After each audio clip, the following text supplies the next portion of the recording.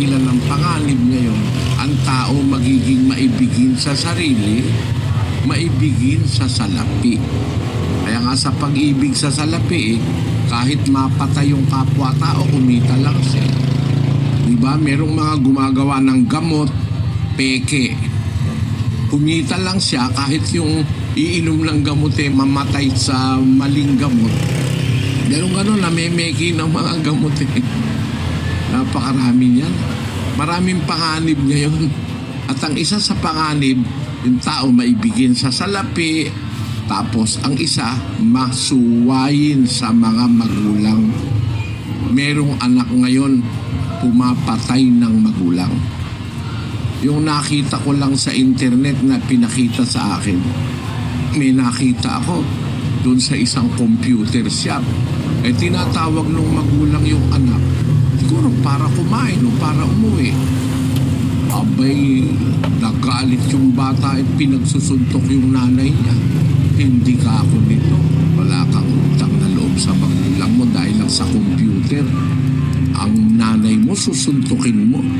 Napakasama ng impluensya ngayon ng mga ginagawa ng tao. Diyan tayo dapat na magbantay sa ating mga anak. Kasi sabi sa Biblia, ang mga bata sa ating panahon magiging masuwayin sa mga magulang.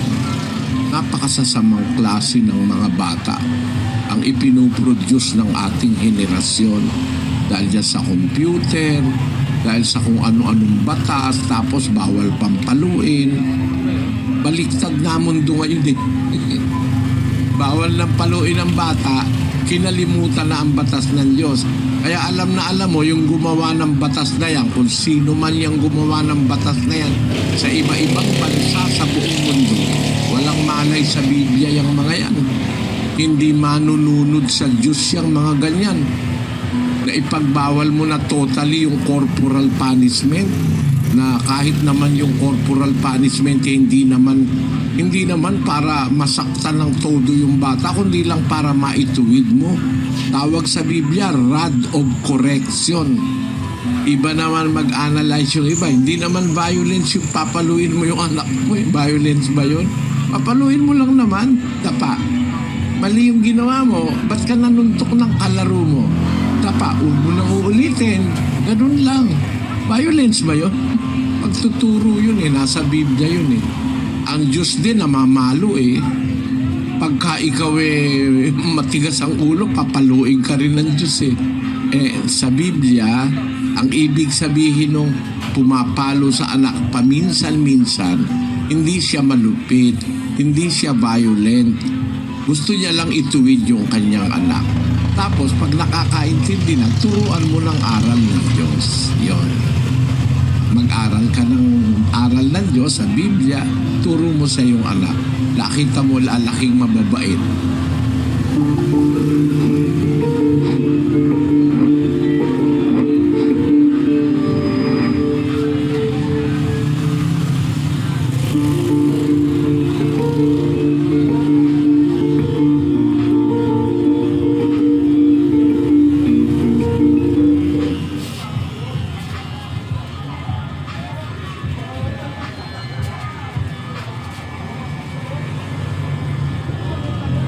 Ang Biblia po, mga kapatid, ay maraming kaaway. Bilang aklat po, ang Biblia ay isang kamangha-manghang aklat.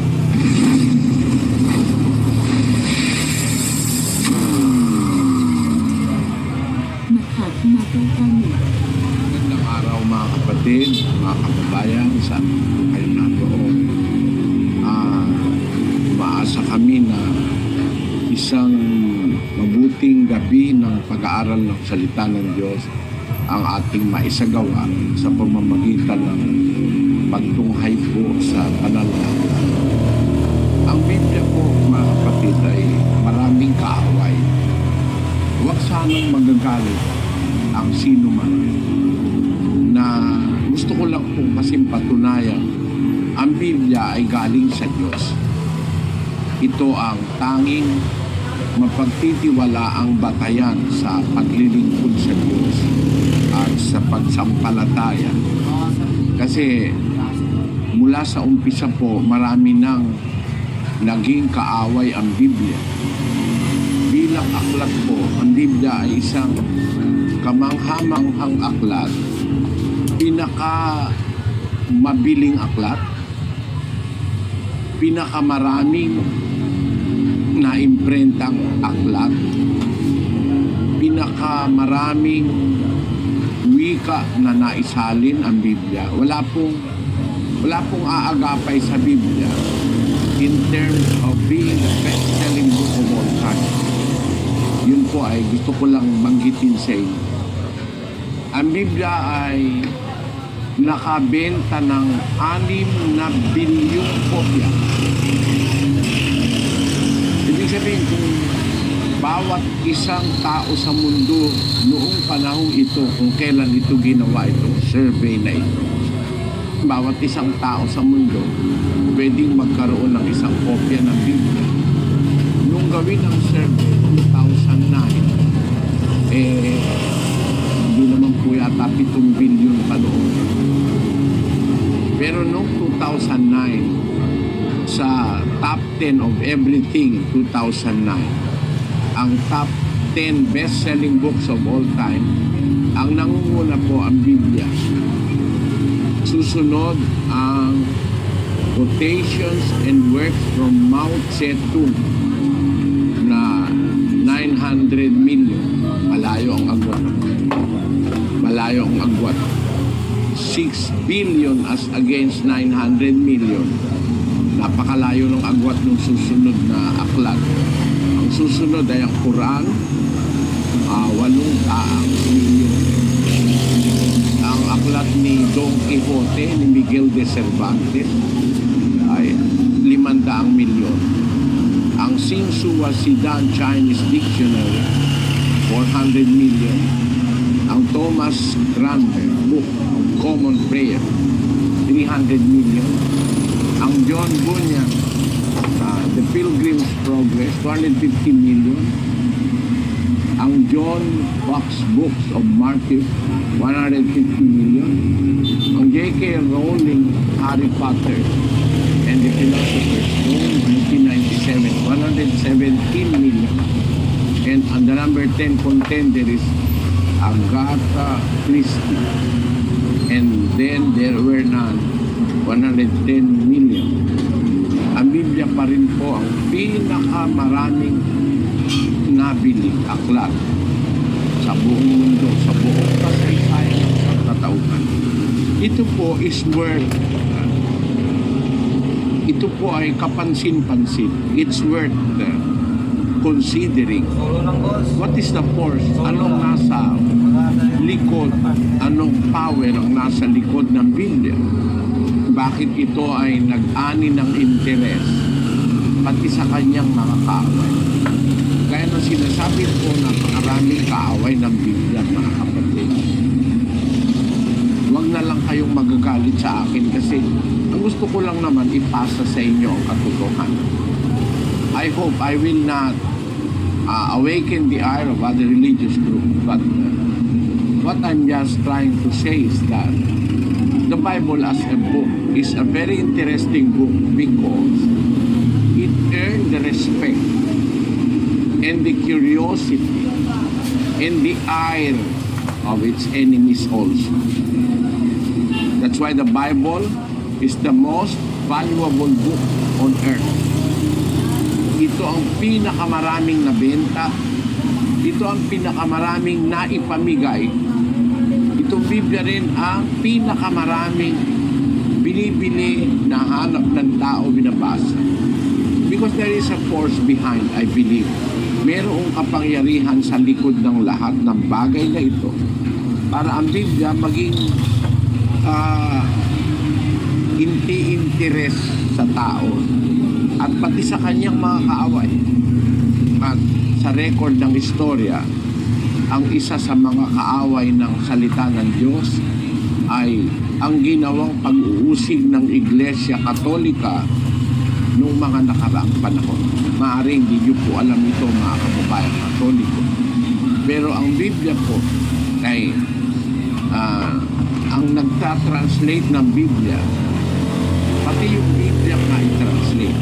Gusto ko lang basahin sa inyo ang ulat na narito sa Hades Bible Handbook sa page 1084. Basahin po natin, kapatid na Daniel. Ito po ang sinasabi. The first true English Bible is Wycliffe's or Wycliffe's translation, published in 1382. He based his translation on the Vulgate. The Wycliffe's Bible existed only in manuscript form, since the printing press was not invented until 70 years later by John Gutenberg. This means that not many copies were in circulation, but these copies were used by traveling preachers who reached many people in all parts of England. The Roman Catholic Church condemned Wycliffe's work. He was excommunicated, and many of the copies of his Bible were burned. About 150 survived, but only one of those is complete. Kita niyo mga kapatid, ang unang-unang translation, English Bible, na i-translate ito in English by Wycliffe. Ito pong translation ito ng Biblia, ginawa noong 1382. Matatandaan nyo na diskubre ang Pilipinas ay 1521. Ibig sabihin, 200 taon bago na-discovery ang Pilipinas, more or less, na i-translate ang Biblia sa English from Latin. Ang pinagkunan yung Latin Vulgate ng Iglesia Katolika. Yung Latin po, isa sa mga pinakamatandang Biblia, pero hindi yun ang pinakamatanda. Ang pinakamatandang Biblia, yung mga Biblia po nasulat sa Hebreo at saka sa Grego. Ngayon, nag-i-exist noon ang Latin Vulgate. Kung si Wycliffe ay isang paring Katoliko, nag-translate siya ng Biblia sa Ingles. Ayaw ng Papa sa Roma na ang Biblia ma-translate sa Ingles. Gusto nila Latin lang ang Biblia. At kaya, nung i-translate ni Wycliffe sa Ingles ang Biblia, ay itiniwalag siya ng Papa. Ipinasunog ang kanyang mga tin-translate na Biblia. Nung araw po, ang Biblia ay sulat kamay lang. Ang tawag ay manuscript. Kasi wala pa pong noon ang printing press na 70 taon pa bago na-imbento ang printing press ni John Gutenberg. Ayan. Nung itiwalag ng Iglesia Katolika si Wycliffe dahil itin-translate ang Biblia sa Ingles, mas madaling maintindihan kaysa sa Latin, tiniwalag siya. Pagkatapos, ang kanyang mga Biblia ay pinasunog. 150 kopya ang hindi nasunog, pero isa na lang ang kumpleto. Ang sumunod na pangyayari, yung Tyndale's Bible, kapatid na Daniel. Tyndale's Bible, published in 1525, was more accurate than Wycliffe's, since it was translated from the original Greek and Hebrew. When church authorities tried to stop the publication of this Bible, he fled from England to Hamburg, then to Cologne and Worms, where his New Testament was printed, and then smuggled into England in bales of merchandise. On October 6, 1536, Tyndale was burned at the stake for translating the Bible into the language of the people. Si Tyndale po, nag-translate din ng Biblia sa English. Ayaw talaga ng Iglesia Katolika ma-translate ang Biblia sa English. Kaya ang ginawa po nila ay inarang nila. Mas tama kasi yung translation ni Tyndale kasi hindi na siya kumuha sa Latin. Kumuha siya dun sa original na salita na ginamit sa Biblia. Yun po ay ang Hebrew at saka ang Greek. Nung matranslate niya na ang Biblia, ang party ng tinatawag natin ngayong bagong tipan, pinigil siya ng Iglesia Katolika. Pero tumakas po si Tyndale papunta ng Hamburg, sa Cologne, at saka sa Worms. doon ipinaimprenta ang bagong tipan. Sa England, pinasok sa England, tapos